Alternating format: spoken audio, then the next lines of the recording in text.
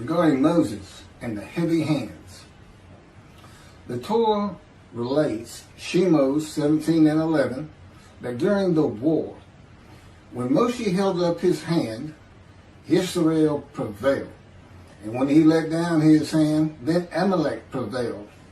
But Moshe's hands were heavy, and Aaron and Chur, who accompanied him, supported his hands.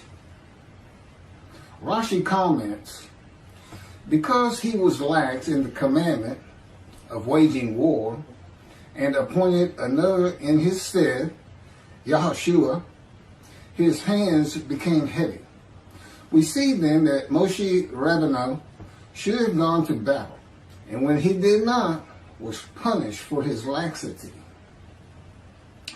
All of the above reasons why Moshe considered himself unable to join in the actual battle, and not that, God forbid, he was slothful, poses the inevitable question, why was Moshe punished? His hands became heavy for doing something which was seemingly so logical. Rashi answers this question by saying that Moshe was punished for being lax in the Mitzvah, and not for being lax in going out to war. For since the war against Amalek was a Mitzvah, a commandment from God, Moshe should have gone to war, and not entertain any of the thoughts to the contrary, no matter how reasonable or logical. A mitzvah must be such that we will obey, and then we will hear. First, one does the deed without entering into any calculations. And since Moshe was lax in the mitzvah, he entered into calculations as to what was best for the conduct of the war, etc. He was punished. All the above is from Shemos, Parshas, Yisroel, 19th day of Shabbat, 574-1, 1981, at Ribby.org, edited. Rashi commenting on Genesis 17 and 3. And Abram fell upon his face, and God spoke with him, saying,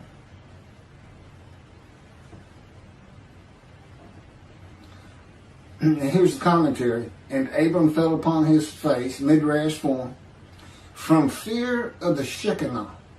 For as long as he was uncircumcised, he did not have the strength to stand when the divine presence stood over him. And that is what is said concerning Balaam in Numbers 24 and 4. Who falls and his eyes are open. Also Numbers, Rabbi 12 and 8. I found this in the Beritha of Rabbi Eliezer, Perkei de Rabbi Eliezer, chapter 29.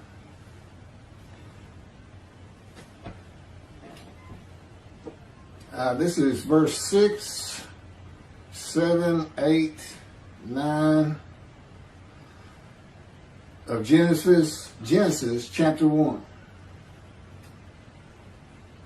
God said, let there be an expanse in the midst of the water, that it may separate water from water. God made the expanse, and it separated the water which was below the expanse from the water which was above the expanse. And it was so. God called the expanse sky, heaven. And there was evening and there was morning, a second day. God said, let the water below the sky be gathered into one area, that the dry land may appear. And it was so. This is Genesis 49 and 24. Yet his bow stayed taut, and his arms were made firm by the hands of the mighty one of Jacob. There, the shepherd, the rock of Israel. This is from Ezekiel chapter 4, verses 4 through 8. Then lie on your left side, and let it bear the punishment of the house of Israel. For as many days as you lie on it, you shall bear their punishment. For I impose upon you 390 days, corresponding to the number of the years of their punishment. And so you shall bear the punishment for the house of Israel. When you have completed these, you shall lie another 40 days on your right side, and bear the punishment of the house of Judah. I impose on you 1 day for each year. Then, with bared arm, set your face toward besieged Jerusalem, and prophesy against it. Now, I put cords upon you, so that you cannot turn from side to side until you complete your days of siege. This is from Ezekiel chapter 2, verses 1 and 2.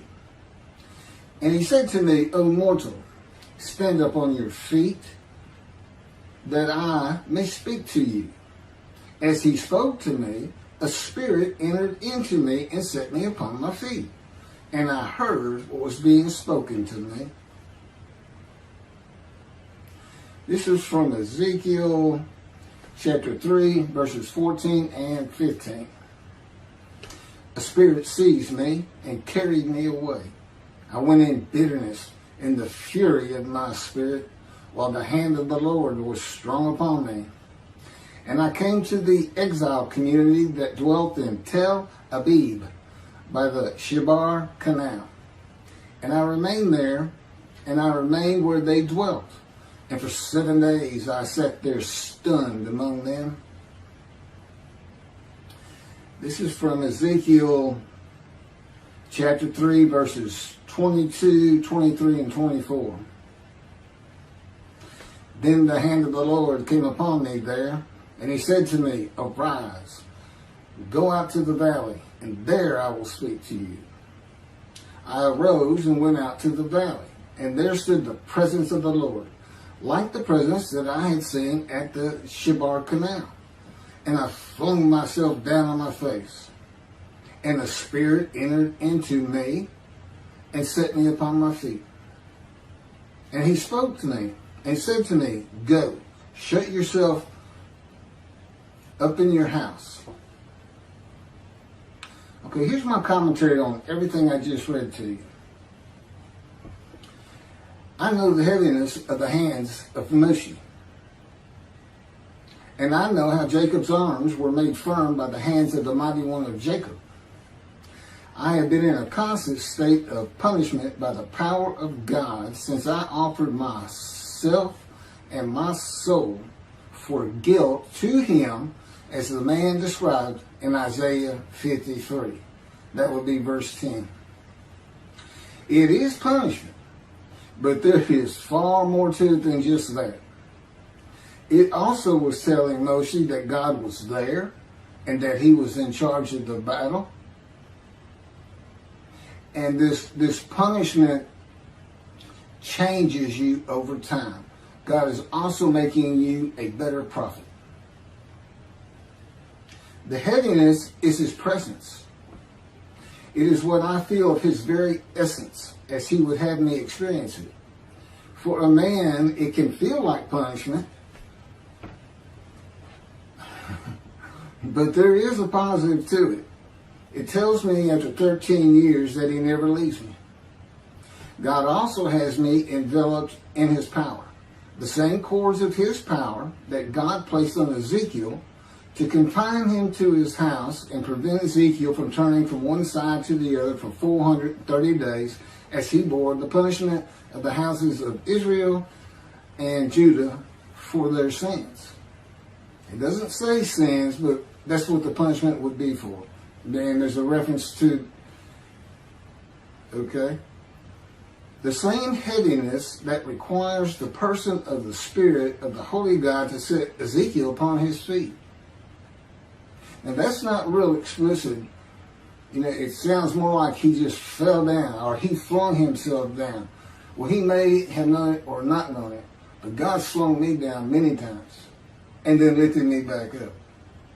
Again, in other videos, you see this mentioned over and over again, the fire refiner.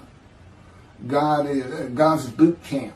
He's the sergeant and you're the cadet, and he's going to put you through it. The heaviness that required Moses to have the strength to stand when the divine presence stood over him. The verses from Genesis associate waters of the unseen realm of God with the waters of the earth. Unseen waters that are above the sky. Because that's the partition. These unseen waters above the sky, that's an element of God's unseen realm that we can't understand or see or know much about. And it's best associated with the waters of the earth. Unseen waters partitioned above and below heaven. Sky. Those below heaven fill the universe and are a part of God's presence. With his power, these unseen waters can do anything that he wills them to do. And God senses and can see the movement of every single thing and person in creation by and through them. Think of a submarine in the ocean, and they send out a ping, and it's a sound wave, and it'll go around rocks and other submarines, this and that, and so you get a picture of what's out there. It's something like that. He doesn't have eyes like human beings. Long ago, God took me to a heavenly room in a vision in body, not in spirit. The purpose was to learn how to bear up to the weight of his presence and these waters that cover the earth when I was walking with him in the cords of his power that enveloped me. It was making me very nauseous. I could feel my body so acutely and real in that room that creation passing before the window actually made me feel car sick, as the weight of his presence and the power around me to offset it was manipulated at his will. It's a little bit complicated, but I've actually spoken about this in other videos. Think of a cardboard box that has been left in a rain or placed in a body of water. It is so light before and so heavy afterwards. The water soaks through the box through and through and retains the water even when lifted. My body is that box. Even my insides can be heavy. Though God decides in his power how much weight I feel at any given moment with the cords of his power. When the vision was over and I was back in the world, the weight of God's presence was much easier to live with. The weight of God's presence is primarily from the waters divided below heaven that cover the earth, but also form from his power that flows from his presence. Okay, that finishes my commentary on the punishment of the heavy hands. I have one more to do on the prophet like Moses. I'm going to take a little break and put on the Havitzka and the raising of the Israel flag in the Temple Mount.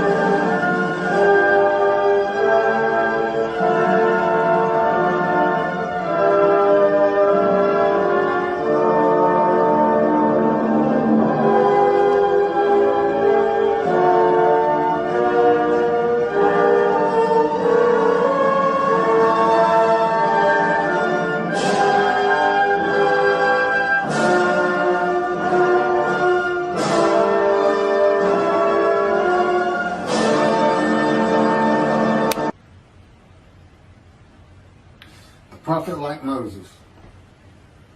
Verses 15, 16, 17, and 18 of chapter 18 of Deuteronomy. This is Moses talking to the Israelites. The Lord your God will raise up for you a prophet from among your own people, like myself. Him you shall heed. This is just what you asked of the Lord your God at ordered on the day of the assembly, saying, let me not hear the voice of the Lord my God any longer, or see this wondrous fire any more, lest I die. Whereupon the Lord said to me, this is the Lord to Moses, they had done well in speaking thus. I will raise up a prophet for them from among their own people, like yourself. I will put my words in his mouth, and he will speak to them all that I command him. This is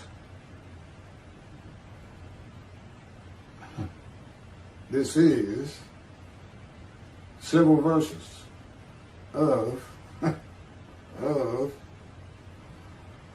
Exodus, chapter 7,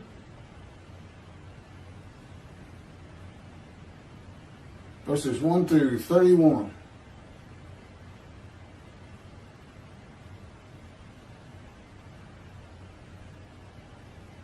You'll understand why I'm reading this much of it, because I'm going to have commentary on it.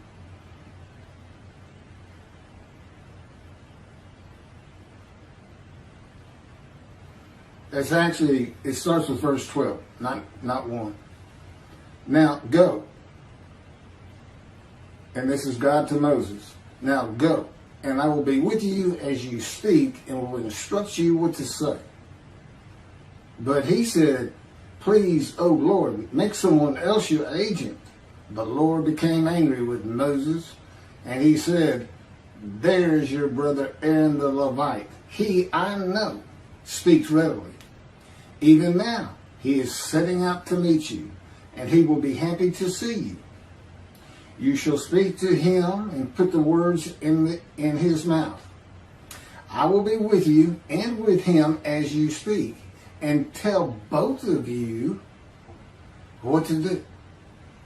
And he shall speak for you to the people. Thus, he shall serve as your spokesman, with you playing the role of God to him. And take with you this rod, which you shall perform the signs. Moses went back to his father-in-law, Jethro, and said to him, let me go back to my kinsmen in Egypt and see how they are faring. And Jethro said to Moses, go in peace. The Lord said to Moses in Midian, go back to Egypt, for all the men who sought to kill you are dead. So Moses took his wife and sons, mounted them on an ass, and went back to the land of Egypt. And Moses took the rod of God with him. And the Lord said to Moses, when you return to Egypt, see that you perform before Pharaoh all the marvels that I have put within your power. I, however, will stiffen his heart, so that he will not let the people go. Then you shall say to Pharaoh, thus says the Lord, Israel is my firstborn son. I have said to you, let my son go, that he may worship me, yet you refuse to let him go. Now I will slay your firstborn son. At a night encampment on the way, the Lord encountered him and sought to kill him. Him is Moses. So Zipporah took a flint and cut off her son's foreskin and touched his legs with it, saying, you are truly a bridegroom of blood to me. And when he let him alone, she added, a bridegroom of blood because of the circumcision. The Lord said to Aaron, go to meet Moses in the wilderness. He went and met him at the mountain of God, and he kissed him. Moses told Aaron about all the things that the Lord had committed to him and all the signs about which he had instructed him.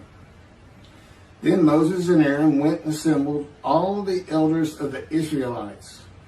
Aaron repeated all the words that the Lord had spoken to Moses, and he performed the signs in the sight of the people. And the people were convinced. When they heard that the Lord had taken note of the Israelites and that he had seen their plight, they bowed low in homage.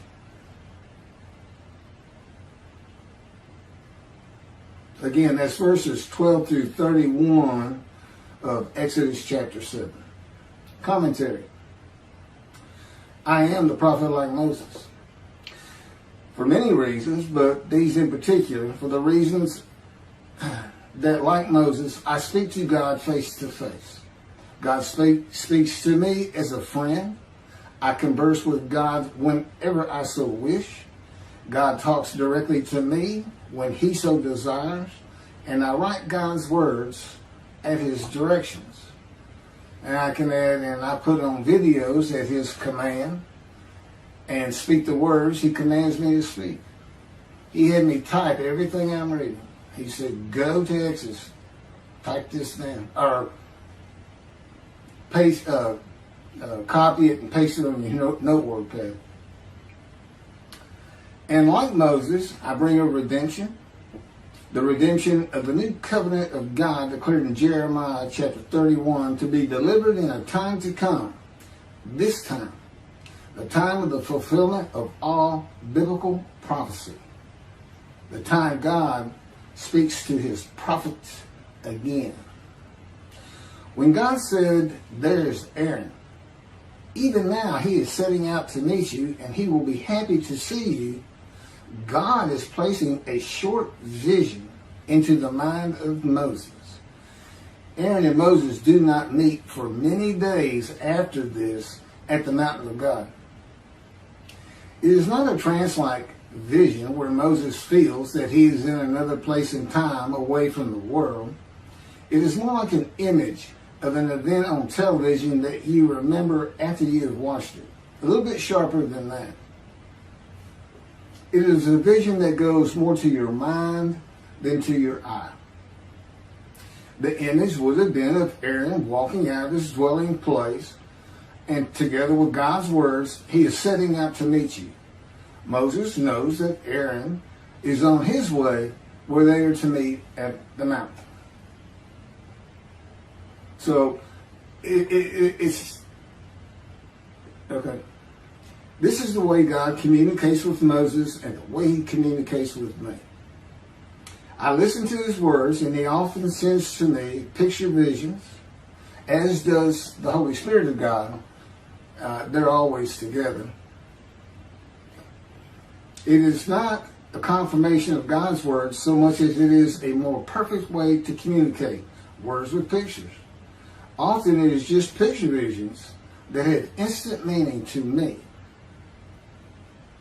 God says to Moses, I will be with you and with him as you speak and tell both of you what to do. God often tells me what to do and say when I'm talking with another person. But our level of communication is such that I don't have to actually hear him. He can put knowledge into my mind as I speak. He can take control of what I speak. He can take control of my body and mind and put in different words than I would have used. He is always with me. I am a host of the Lord of hosts. That means God dwells with me. Now, the communication with God and Aaron is much more limited than the communication between God and Moses. Moses is to speak the words God gives him to Aaron for Aaron to speak to Pharaoh. And God is telling Aaron what to do with the words, such as when to deliver them and the tone to use. Because God says, I'm going to speak to both of you. But all the words he's speaking are coming from Moses. So that's what will be left. When to deliver them, how to deliver them. God tells Moses that Aaron will be his spokesman Moses playing the role of God and Aaron being his prophet, as Moses delivers God's words to Aaron to be spoken to Pharaoh. When Moses speaks the words of God to another person, God is speaking through him, just as God is speaking through me in this video and in all 63 videos that we prepared over the last month and a week or two. And they're all based on two books that he dictated to me as he dictated the Torah to Moses. I had to learn everything first, but every word, every sentence, every paragraph, every chapter are his. The first book is about 285 pages long, but that's with about a 30-page addendum, which is a summary of each chapter in a paragraph or so. And it's called Isaiah 53 in the Day of the Lord. And in that book, what he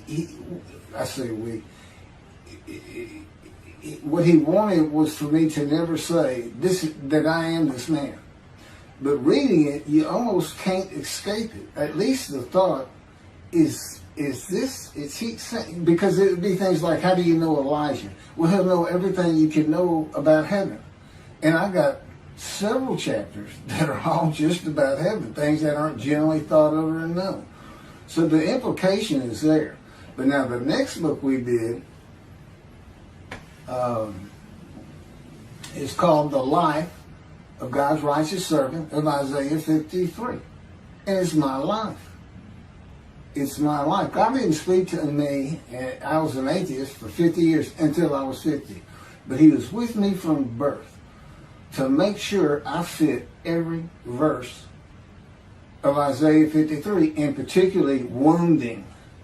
He was wounded. Well, I've got 15 surgical scars, and I've been shot through the abdomen and impaled my right knee on a broken glass bottle, and etc., etc.